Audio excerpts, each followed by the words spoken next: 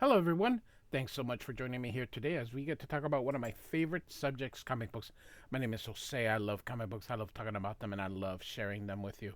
Feel free to follow me on social media if you would like. Links are in the description below. I've also posted a link to the Marvel fan site that I have plot synopsises and character bios for these issues. We're going to be looking at Jim Lee before he was Jim Lee, and we are looking at his Alpha Flight run. Now, Jim, this is before, of course, Jim Lee becomes a superstar, and he, there we go. I was having issues. Um, he does not do this cover. It looks like Hilary Barta with Kevin Nolan draw this cover, but Alpha Flight 51 is the start of the Jim Lee era before he ends up doing X-Men. Now, I believe he was also working on The Punisher. So, this is Jim Lee's first Alpha Flight, which is issue 51. And you can see Bill Mantlo is the writer. Jim Lee and Will Portacio are the art team. Jim Shooter is still in at Marvel, but he won't be there for much longer than this. I think this is in his last year. So here we go, Jim Lee before Jim Lee, and we're not going to concern ourselves with the story.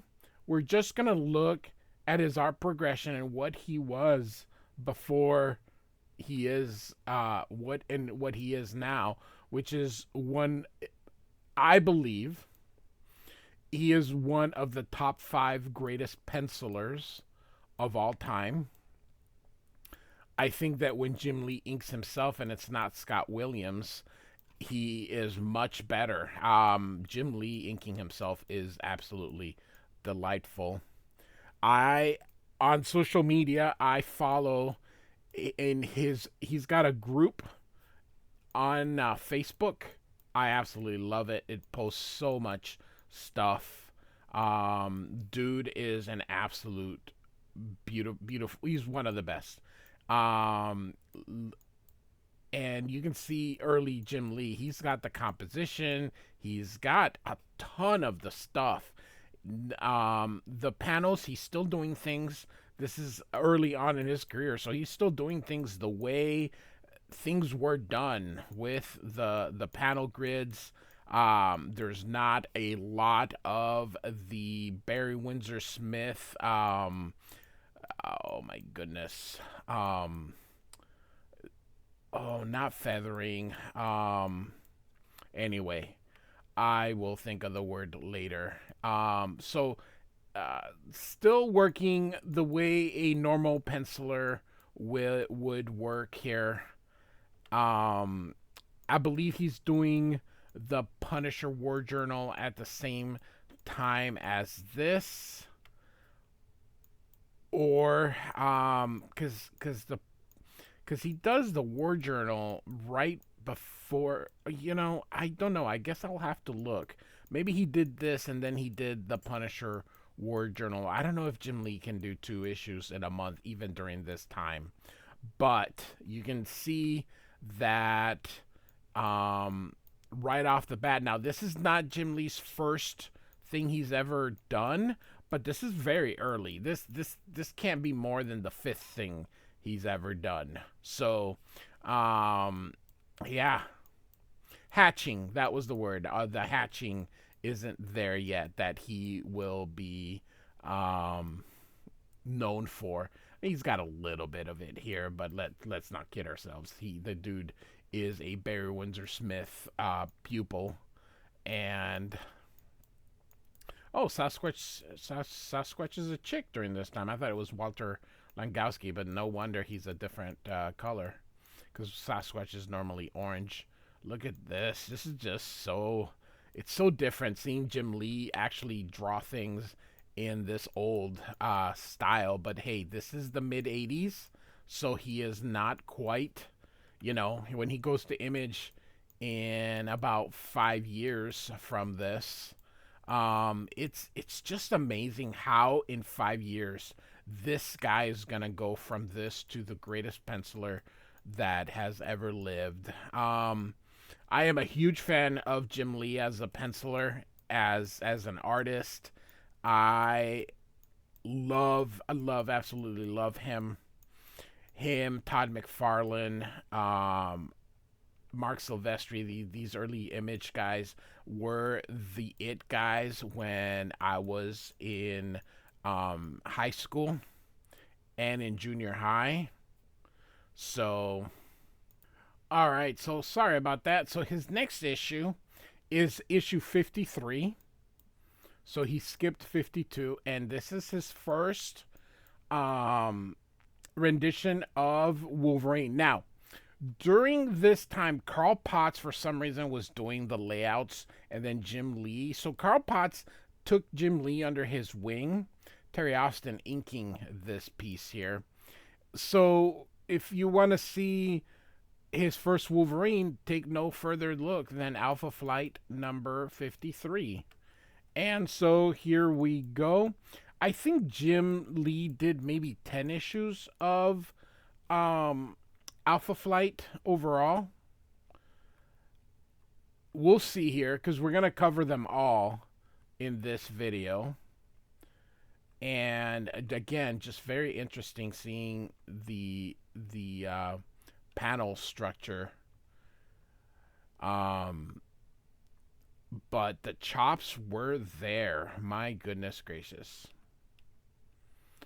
You know, some of the greatest pencilers of all time. You know, the list is subjective, but Jim Lee is in my top five. And I think if you were to be honest, I think he would be at least in everyone's top 10. I can't imagine 10 better pencilers than Jim Lee. I mean, you can say Jack Kirby, that's fine, but I think Jim Lee can draw circles around Jack Kirby. I don't care. Jim Lee, John Byrne is on that list. Where on that list do you think Jim Lee's more dynamic than Byrne? Perhaps, but John Byrne's definitely on that list. There's a lot of really good pencilers out there. Greg Capullo, who's a more modern one. Well, is he really a modern one? Dude's been working for maybe 30 years. But anyway, yeah, to me, Jim Lee's just one of the best. Now look at this. Look at the back muscles here. This is something. So yeah, very early Jim Lee. Also, this leg, I'm not quite, you know, I know what he was going for, but you can definitely see that this is early Jim Lee. That thing looks pretty hideous. But Jim Lee continues and continues and continues and continues, and he ends up mastering penciling. Just dude just gets so good. It's one of those things where don't sweat it. You'll just get better, and you can see that he is definitely each page he's getting more comfortable.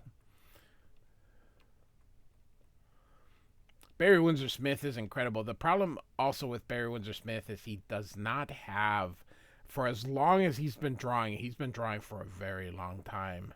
The dude just doesn't have the really big long runs. So let's see if this is one of his here. Kevin Nolan doing this cover. And so let's see here. It is not. So we're going to skip this issue here and go to the next one. So it looks like he is skipping issues. Carl Potts is also the editor of this series, and Carl Potts would be the writer on the Punisher War Journal. So he is laying out these pencils, and then it looks like Al Milgrom is the inker of this cover. So All right, so here, this is the current Sasquatch, and so Jim Lee is the penciler. So you can see Carl Potts has is the editor, and he is going to take Jim Lee with him. So he probably did this then Punisher War War Journal. Then he goes to X Men. Now in Punisher War Journal, right in the middle of the run, the beginning of the run, Carl Potts is doing all the layouts with Jim Lee penciling on top of him.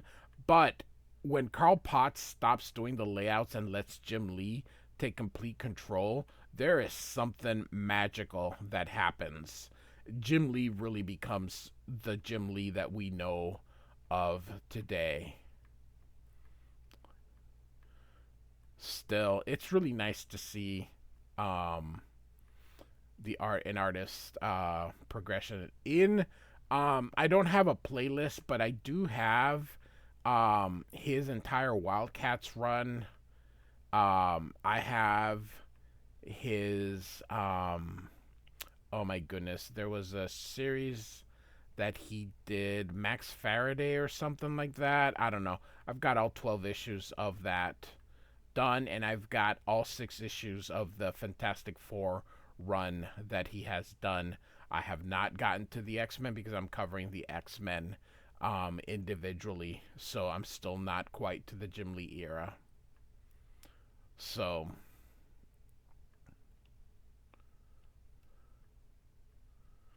it's amazing for those of you that are so familiar with Jim Lee's art to see this here. Very um yeah, it's just different. Everybody had a beginning. Everybody starts somewhere.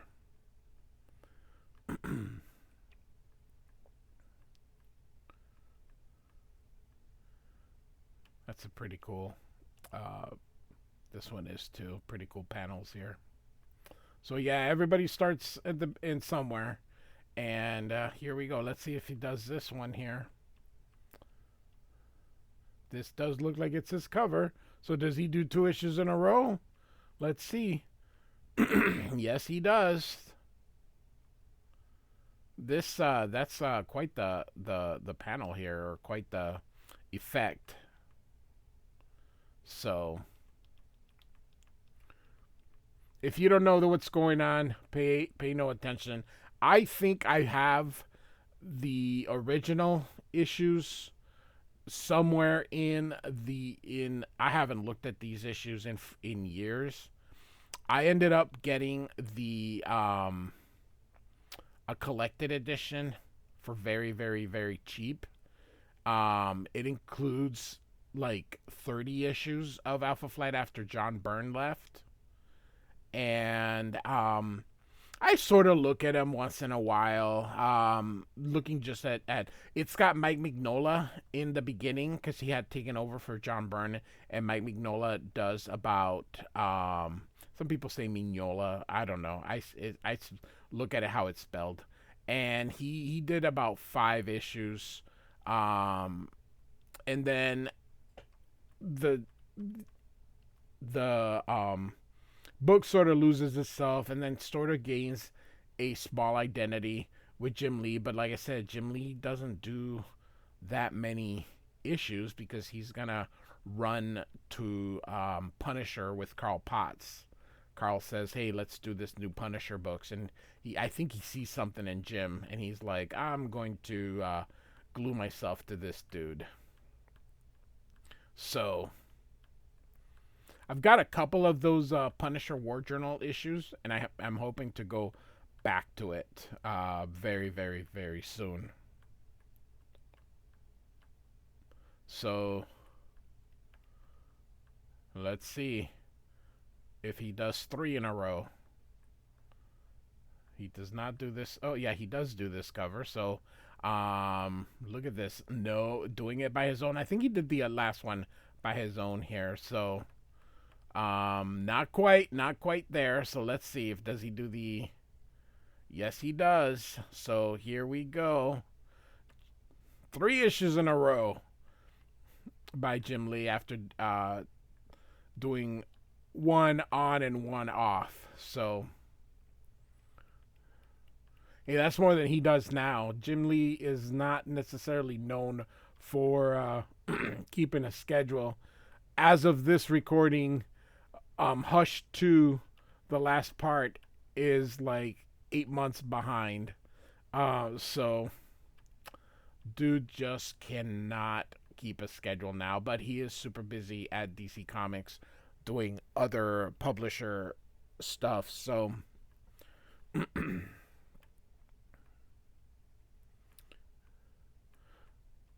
Jim Lee was such a, when he took over X-Men, it was unlike anything I had ever seen. Mark Silvestri, who was doing X-Men before Jim Lee, didn't draw his best stuff till he got to Wolverine. Mark Silvestri, as good as he was, if you look at those X-Men issues, they look pretty half-assed for the most part. Jim Lee really, really, really, really cemented the X-Men, and he really becomes this absolute superstar while he's in there. What he did, what Todd did in Todd McFarlane in Spider-Man, Jim Lee in X-Men, Mark Silvestri in Wolverine is wow. And there's a reason these guys formed Image Comics and everybody followed. Unfortunately, once they get to Image, they realize that running a company is a lot harder. So let's see. He does this cover. So let's see here if he does the inside. Yes, he does. 4 issues in a row. Excuse me. Running a company is obviously a lot harder than penciling, and unfortunately, they go to own their own stuff, and they did. Jim Lee ended up selling it to DC, but the fans lost because Jim Lee is no longer drawing great splash page or 3/4 of a page. Look at this. This is awesome. That was awesome.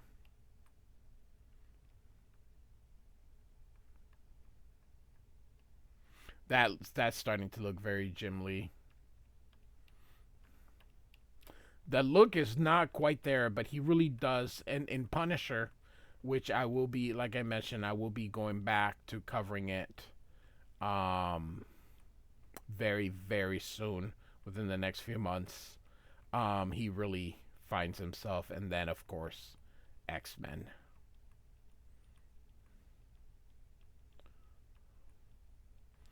I don't think, I have to be honest with you.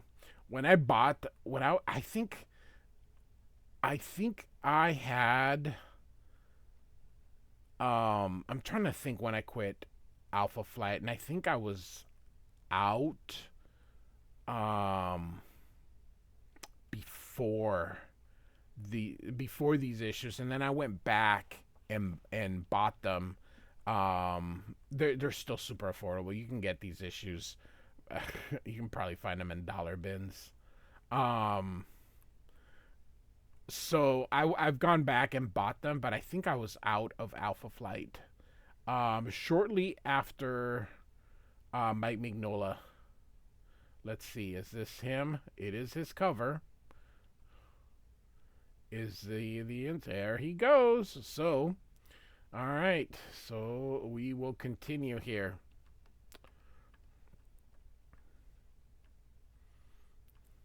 Still drawing the main way with the normal panel grids here.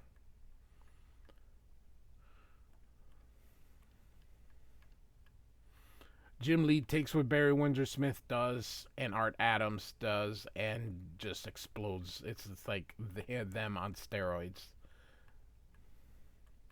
Arthur Adams is absolutely positively such a huge influence on everybody. But again, Arthur Adams unfortunately does not have, despite the fact that he's drawn for so many years, He's mostly a cover artist and hardly has um, any inside work. Most of everything he does is um, covers and sketches. He's just so slow. Um, I would have loved to have seen more Arthur Adams. Unfortunately, them's the breaks. You could barely get an annual out of him once a year. Michael Golden's another guy who is such a great artist who just cannot do a monthly book. It is a shame. Jim Lee is there now, this dude. But part of it is because Jim Lee has other stuff that he has to do at DC Comics, and so drawing a monthly is not in his um in what he can do. So he does this cover, and let's see, does look like him. Still does look like him. And yes, still penciling. All right, let's continue. We gotta be almost done with Jim Lee.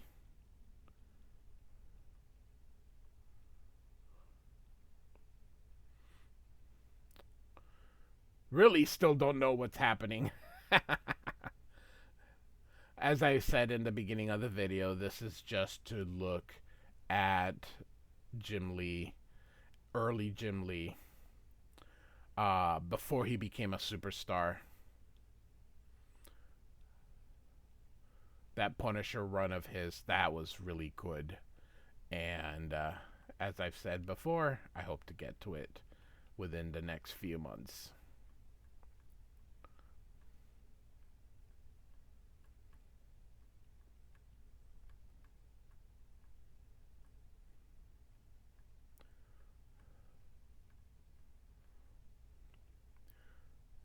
Very cool. Sometimes, I don't know what to say because sometimes these videos kind of just go long. And because we're just looking at art, I sort of just um, don't really say much. So, um, I don't even know what this guy is. He came in after Burns' run, if I remember correctly, and it looks like he's hooked up with her. All right. So this could be when we get to the end. I'll see if he does the next one. Um, but this is definitely very Jim Lee. Look at this. So right here, the way the panel is constructed looks very Jim Lee-ish. So I'm gonna take a look here. So he does do this issue. So we're gonna continue here. There's his signature. Can barely see it. And so there is the new. This is also how it's going to look in Punisher War Journal. It's going to look like that. So, very nice panel there.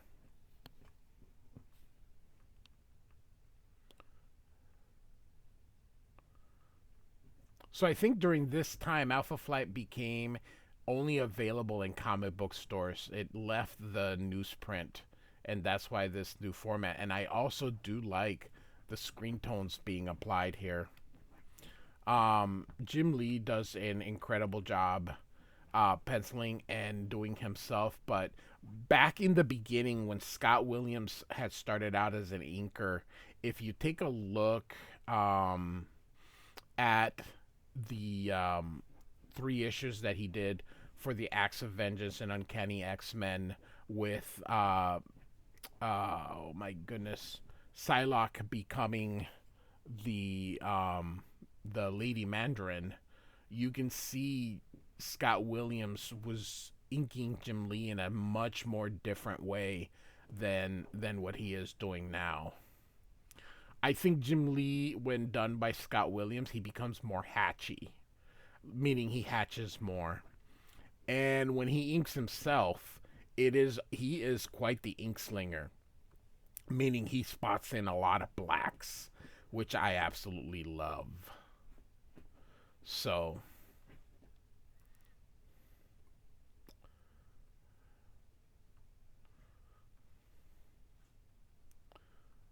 oh, look at this.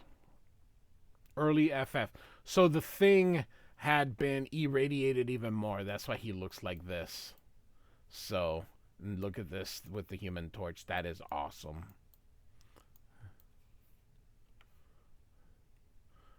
Another Wolverine.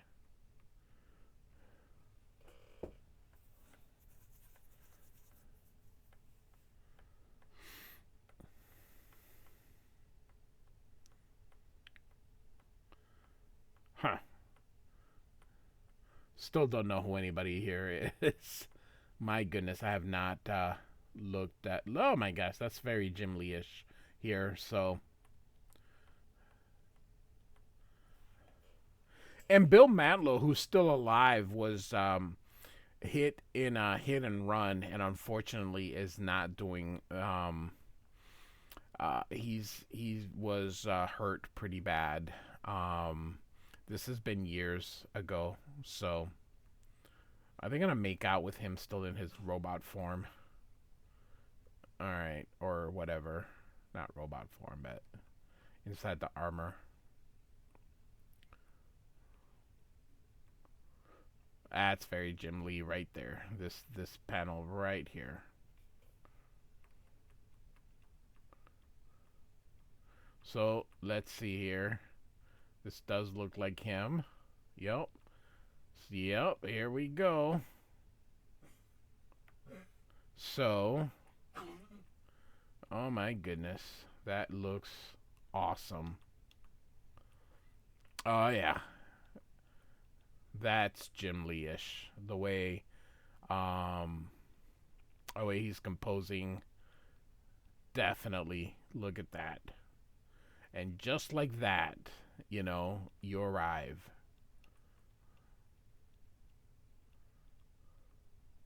But you need that experience. You need to have those 10 issues under your belt to be able to do this. I mean, you have to continue to be able to. So that's supposed to be Clark Kent and Lois Lane. So that's how you get better, and you can definitely tell. But that's how you do it. You practice and practice and practice and practice. Nowadays, people just Photoshop stuff and kind of just look at what other people have done. Not very many people do this, meaning start from scratch. Um, so you can see a lot of photoshopping when you look at comic books. Look at that. That looks awesome. Could have gone to Walking Dead. Look at that. That's just awesome.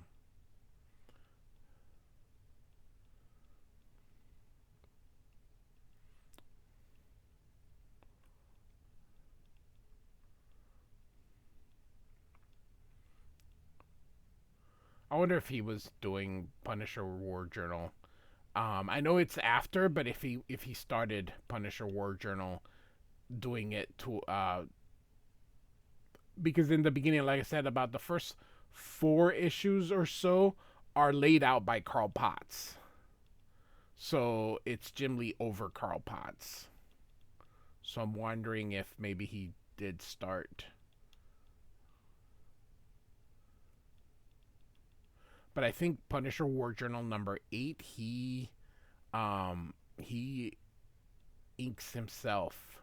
So this is done. So I'm gonna take a look to see if there's any more. So it looks like he took an issue off. Now here, he's gonna do breakdowns. So he is no longer doing full pencils. So, and Al Milgram's gonna finish this. So we pretty much can see here that he's most likely doing Punisher most likely at the same time as this, because he's only providing the breakdowns here, but we will continue looking to see if the compositions are there. And look at that. That's definitely...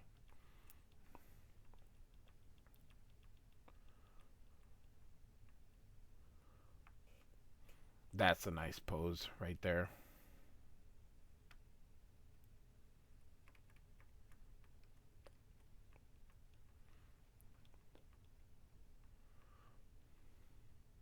Is this telling what happened to the Sasquatch? I don't know. Like I said, I don't think I have read these. I bought them. I remember when I rebought these issues, I kind of just looked over them and then just kind of put them away. I was like, not quite the Jim Lee that we're used to. I love the screen tones. I think I was in college when I bought these. That's definitely a photocopy.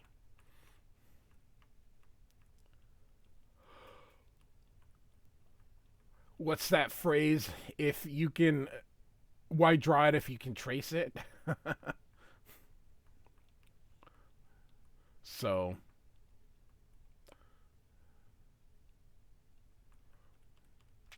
can definitely tell that um, these are definitely breakdowns.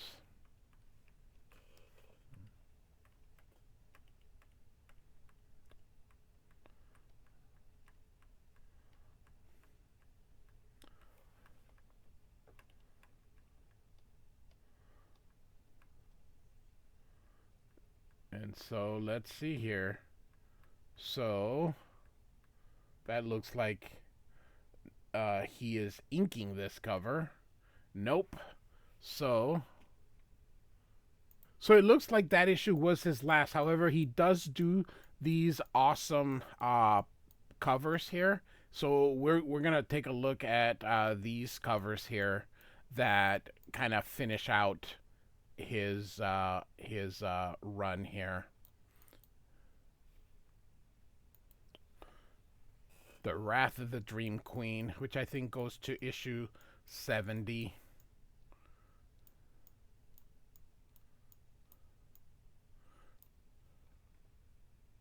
So this cover he inked. And look how well he inks. He is such an ink slinger.